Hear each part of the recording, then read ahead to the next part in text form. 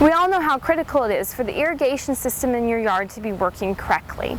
If you notice that the water is not coming out of your risers evenly, then this may indicate that you need to clean the screens in your risers. This is fairly simple. Let me take you to the can yard and show you how to do it. Grip the riser to stabilize it and unscrew the cap. Remember, righty-tighty, lefty-loosey, so we're going to the left here. Once the cap comes off, put it someplace safe. Pull the screen out, and as you can see, this one's very dirty. It has definitely been affecting the way that the water has been coming out of the cap. Using a toothbrush, just gently remove anything on the screen.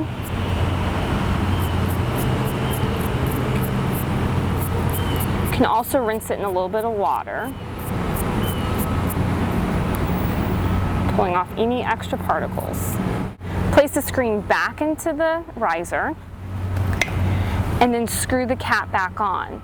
Something to pay close attention to when you're putting the cap back onto the riser is the top of the cap.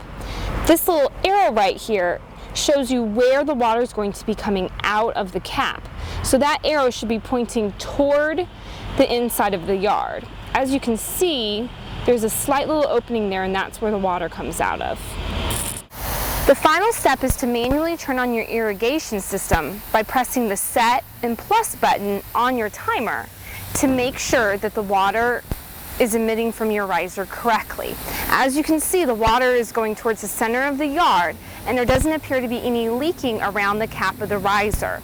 You can turn off the water manually by pressing the set and minus button on your timer.